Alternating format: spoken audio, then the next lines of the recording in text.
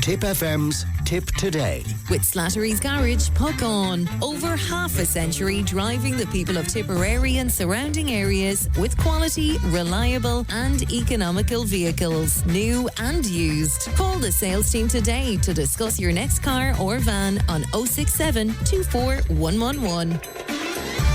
Thanks, Pat. Welcome back to the second hour of Tipp Today. 1800 938 007. That free phone number if you want to speak to Leanne. Now, colour-conscious casting and colour-blind casting in historical dramas, often described as rewriting history, involve casting actors of colour in roles traditionally or historically portrayed by white individuals. Now, this trend in the entertainment industry, seen in shows like Bridgerton and Anne Boleyn, aims to increase diversity and representation, but it has sparked significant debate regarding historical accuracy and the purpose of historical fiction. Well, Sarah Harte, a fiction writer and Irish Examiner columnist, has been writing about this, and she joins me now. Good morning to you, Sarah. Hello, how are you? And thanks very much indeed for your time this morning. Just for listeners who aren't familiar with the debate, Sarah, when did this treatment of period drama begin? Well, it kind of crept in gradually. I mean, personally, the first time I ever noticed it really was with Bridgerton, which I'm a big fan of, actually, where you had, I mean, Bridgerton purports to be set in early 19th century England. Yeah. And at that time, historically, obviously there was no censuses, so the statistics are not precise. But broadly speaking, it's believed that in early 19th century Britain, you had between 10,000 and 20,000 black people.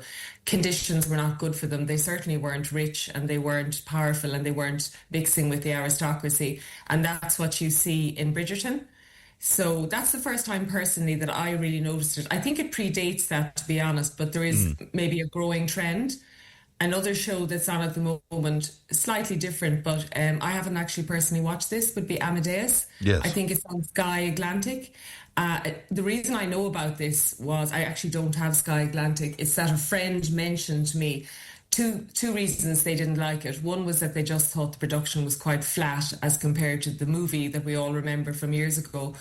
And secondly, they said that they found it slightly discordant or jarring that Mozart was played by a mixed race actor. Mozart was famously, well, you know, according to the portraits we have of him, sort of pale and sickly. Yeah. So, you know, that's another example. So I think it is kind of the trend of colourblind casting is definitely gaining momentum.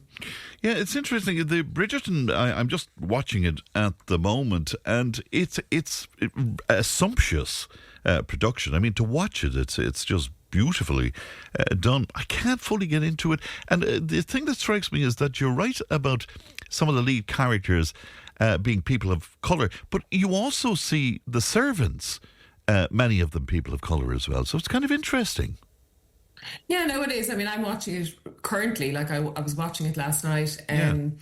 I think, you know, it's fun, it's fresh. It was created by Rhonda Shimes, and she's a real powerhouse. She owns the media production company Shondaland.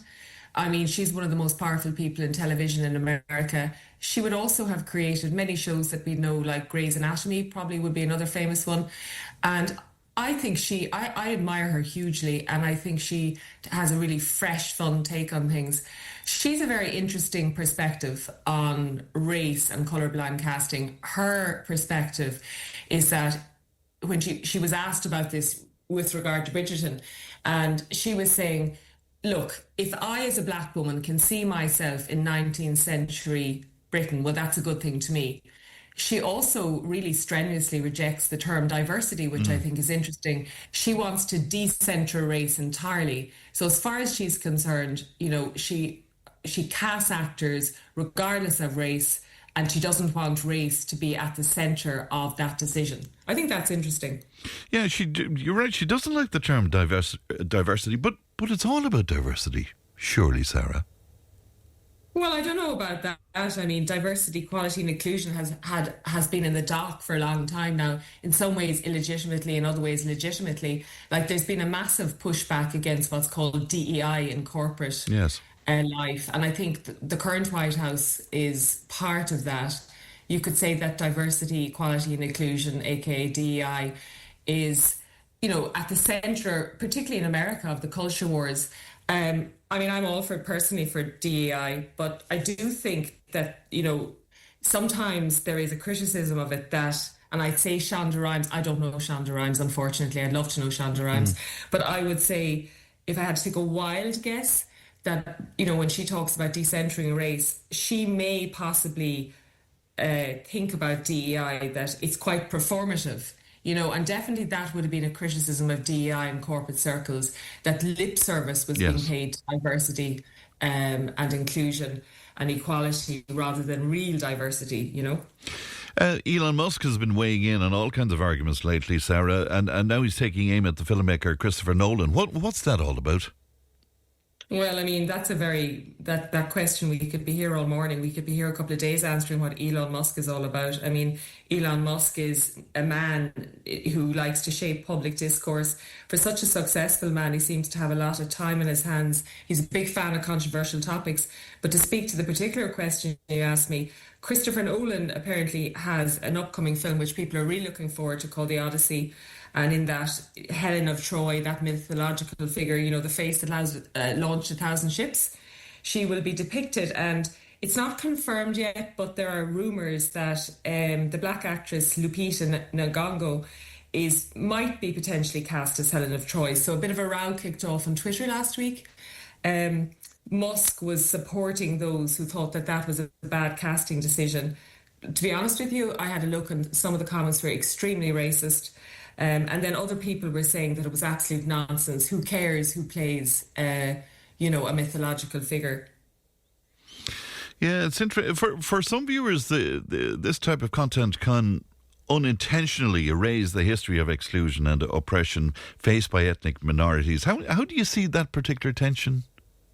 Well, that's kind of why I wrote the article. I mean, I wrote the article for a couple of reasons because, I saw the Elon Musk row on Twitter, but also that week the BBC had commissioned an internal review into their practices, and the internal review was published last week, and they cautioned against giving viewers inauthentic experiences. They weren't anti-diversity at all, but basically what they said was, I'm going to actually quote from the report here, "In depicting an anachronistic historical world in which people of colour can rise to the top of society as scientists, artists, courtiers and lords of the realm, there may be the unintended consequence of erasing the past exclusion and oppression of ethnic minorities and breeding complacency about their former opportunities." So I thought that was quite interesting. Essentially what they're saying is, and many other well-known historians have commented on this, is that, colourblind casting has its major advantages, but a potential massive disadvantage is that you erase racism. So if you look at Bridgerton, let's say you're a teenager, your average teenager who's 15, just to take a random age, and you're watching that show, and you don't think possibly too deeply about history. You could come away from that show thinking, well, I don't really get why people say that, racism is a big deal, because look at that show, half the cast were doing well as, Queen Charlotte or Lady Danbury. So I think that tension is interesting. It's something that's hard to get right. But I think if anyone is in any doubt about racism, last week was the week that this row kicked off on Twitter. So Twitter obviously is a cesspit. Then the BBC published their report. But I mean, look at the White House. They issued a cartoon where the Obamas were depicted as monkeys, Yeah. So, I mean, that says it all as far as racism is concerned.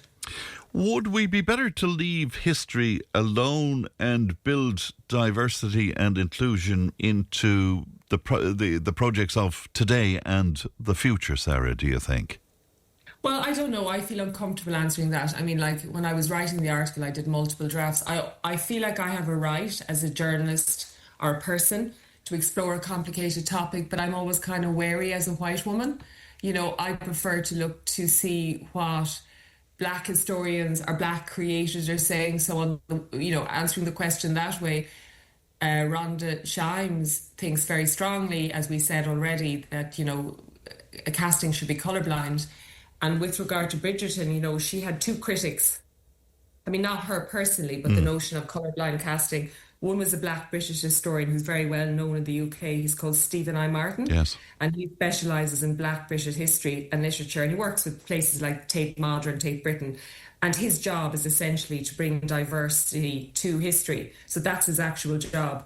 But he had issues with Bridgerton because he said it was a fantasy. Because at the time it said slavery was central to the British economy. Yeah. Like at that time, Britain was the largest trader in slavery on the planet. And similarly, there's a Yale professor called Marlene Eldot, and she said something very similar. She said that she's against basically colourblind inclusion because she thinks it's unrooted in historical reality. And she's also worried about it glossing over slavery. Yeah, it's interesting. Do you think we're looking at reworkings of the likes of Dickens and Jane Austen and the like? Do you think that that's on the cards with the success of something like Bridgerton? Well, yeah, Bridgerton is, I think it's in the top 10 Netflix shows ever. Huge. Like it's huge, yeah. It's like insane. Like I can't remember, is it 100 million, 200 million people have viewed it? I do think we're looking at reworkings of stuff like that. And, as I said, I'm wary about kind of coming down hard on one side. I have no problem with that. I think it's fresh. I just think we have to figure out a way, I don't know what that way is, we have to figure out a way to present shows but to be careful about not glossing over racism.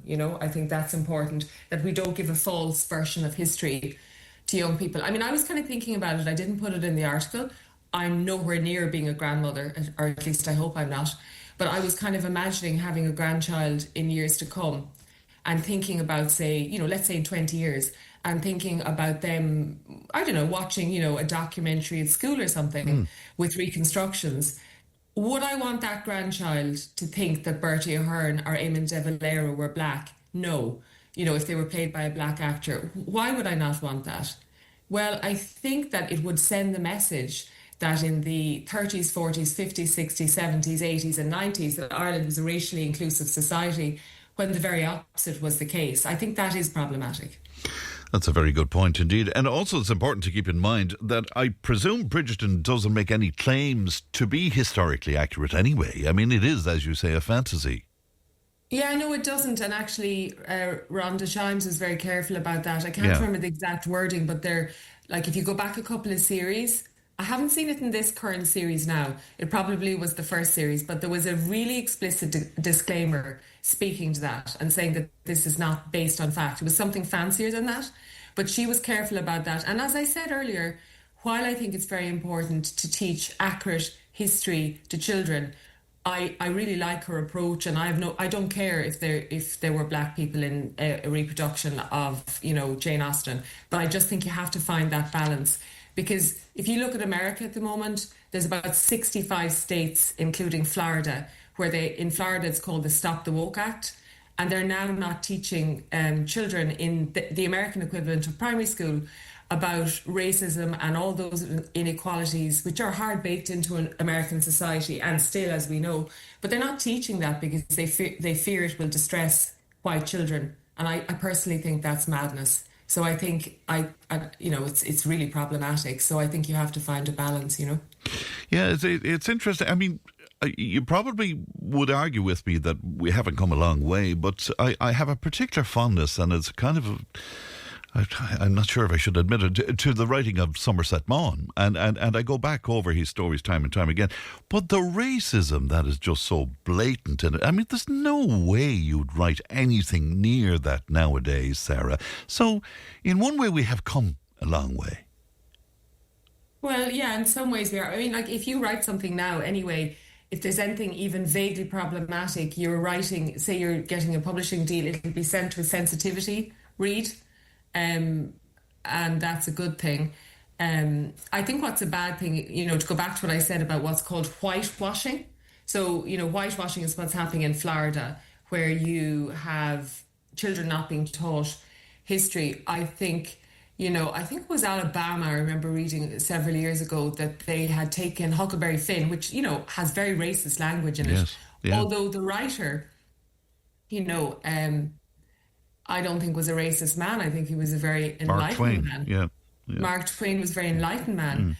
I think what would be problematic, though, is taking that text now and which they've done in some states, and changing, erasing some of the racial slurs as they're seen now, I think because people need to know what it was like at the time. I mean, you can give kids trigger warnings and say, I used to be against trigger warnings. I actually now think they have a value. Do you think so? Yeah. And what they did with, my great company when I was a child was the writings of Enid Blyton, and to see what they tried to do with her stuff, which I thought was kind of harmless and of its time, Sarah. Well, it's pretty racist and sexist when you look back. I mean, I was a big Enid Blyton fan. I remember my mother didn't like me reading Enid Blyton because I think she understood that it was racist and sexist, etc. I loved it. I mean, children always love the things that their parents don't want them to read. So I read every Enid Blyton book going. I think looking back, it was, but it was of its time. I mean, if you look at Agatha Christie. Yeah, for sure. Agatha Christie, same thing, I just don't understand why we can't take a work and say, well, this was written at this time.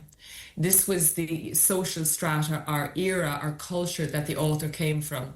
There is merit in this work. But if we look back with the lens of today, we see how problematic the racism or sexism was, and we can discuss that. I think surely as an evolved, civilized society, we should aim for that, rather than sticking our fingers in our ears and covering our eyes and saying, well, it wasn't like that back then, kids, I just don't think that's healthy, and I don't think it allows for nuanced dialogue. And I would also question as to whether you can tackle racism in society if you do that, if you pretend that it's not there, if you pretend it wasn't there. Well, it was a very interesting piece, and I'm sure it will generate a lot of discussion on the programme. Thanks, Sarah. Thanks for your time this morning. Thank you. No, thank you very much. Thank you. Good morning to you. And that's Sarah Harte there, who is a writer and a columnist as well with the Examiner and other newspapers as well. We'll take a break. Back in just a moment. Tipp FM's Tipp Today. With Slattery's Garage, puck on. It's time to change. Test drive the award-winning range of Peugeot hybrids and fully electric vehicles at Slattery's Garage today. See slatterysgarage.ie.